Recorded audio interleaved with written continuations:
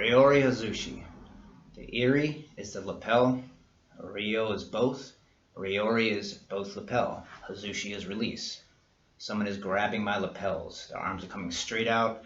They're grabbing my lapel on each side. One of my hands is going to go under their arms. One of my hands is going to go over their arms. I'm going to bring my hands together between their arms and lock them together. Again, my locks, I'm never interlining, locking my fingers. I'm basically just making a claw and locking my hands together, either locking the fingers together or locking the palms together.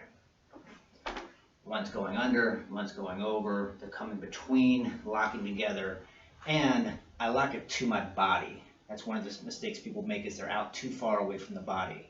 Again, this is our strongest point versus weakest point. When I lock it to my body, I'm using my body, my shoulder and the movement of my body against their wrists. When I'm out away from my body, it's just my forearms against their forearms. I'm just muscling them. Sometimes when you're doing the Ryoeri, you can get away with that. Someone's just kind of holding on.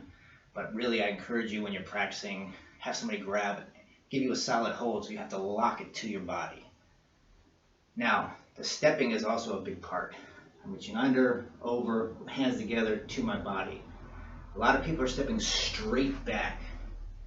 I actually want to step offline. The hand that's underneath, that's the side I'm going to step to. I'm sinking and stepping back. I'm taking a big step. I'm pulling them off balance.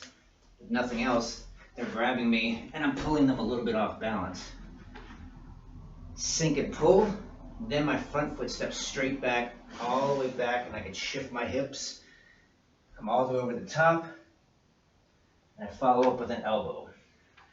When I make this motion, it's going to break their grip, and it's going to pull them in closer to me, close enough that I can follow up with that elbow. I'm reaching under and over, hands together between, lock to my body, sinking to the side with the arm underneath, and off the line, straight back, up and over, and follow up with an elbow strike. This also works really well against a double necktie. Same basic principle. Instead of grabbing the lapels, they got their arms around your head and pulling you in this way. One over, one under, and break. Way to practice this, use a belt. This time I'm not going to tie a knot in the ends. I want to keep it loose because I want at least one end to be able to pop out of the door when I do the technique, to give you that sense of release. A few inches in, about chest level, push and lock. You can either go around the neck, which is a little bit higher than it should be, but it's actually the right distance. It's going to be right about where the lapels are. Or you can go under your armpits, which will make the arms a little bit wider than they naturally would be, but lower and in the right position.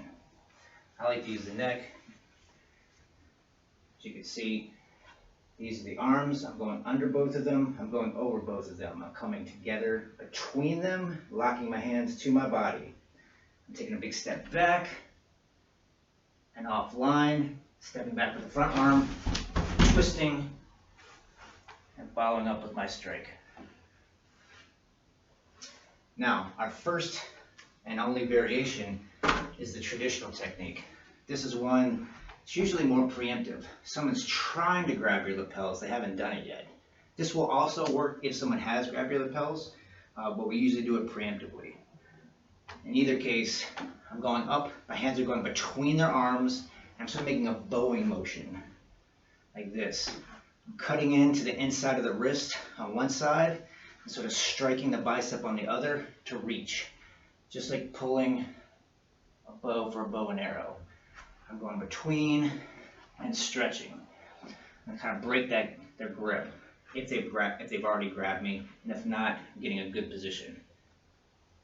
I'm kind of pulling, striking the inside of the wrist, karaku on the close side, striking the bicep, karaku on the far end, separate and open. And now you can see that this hand that's extending is reaching around the back of the head.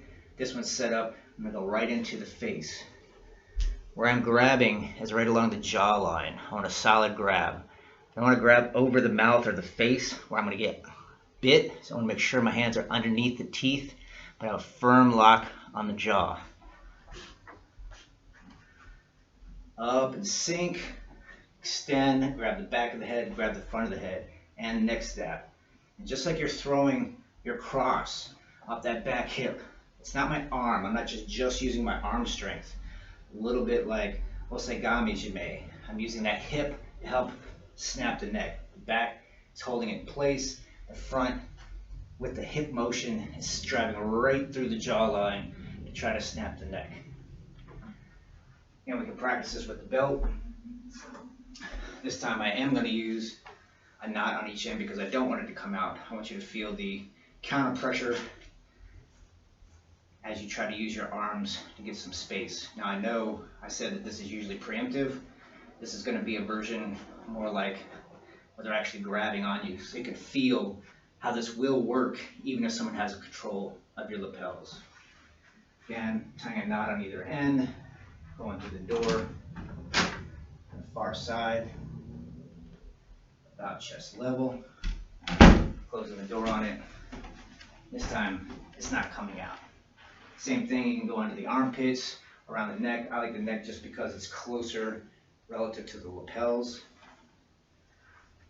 Just sink and kind of lean back a little bit so those belts are nice and taut. You can't just push them out of the way, and then really have to feel yourself cutting in, a little strike and cutting in near the neck, and the other one's reaching out and cutting into the bicep. Just trying each side, again cutting, and there's your technique. And that's a good finish, but just for fun, I'm going to add in the neck. I usually wouldn't do this because not everybody has all the same props that I do, but sometimes you'll have an egg crate or something close to that. I'm using a mop with a flat end on it. If you have one that's tall enough, you don't need this, but most of them are about the same height, so I want it to be a little bit taller. And then go in between. And the one thing not everybody's going to have, but is not uncommon to have around, is some kind of a helmet. I'm using a motorcycle helmet. Maybe you have a bicycle helmet. I just prop it up on there, and I'll set up the technique just to give you a feeling of the whole motion. Got it nice and taut. Slide this down just a little bit. Yep. Sink, cut, grab the helmet, grabbing the face, grabbing the back, and snap. Again, same thing, sink, extend, bowing motion, grab the back, grab the front, and snap. One thing that I like to do when I have control of the head is I don't just do this motion, actually like a little headbutt. I've never done this, I've never snapped someone's neck. I have turned people's heads this way. I don't know how much damage I can do with that, but I know a headbutt to the temple can definitely do some damage. So if nothing else, I'm turning the head and setting up my headbutt, and the head against there is a nice pivot point for me to push and roll around. So it's not just my arms. Again, I'm using my whole body. I start to turn with a snap, headbutt, and finish. And that's also the traditional version, which is our variation. Ryoeri Hazushi.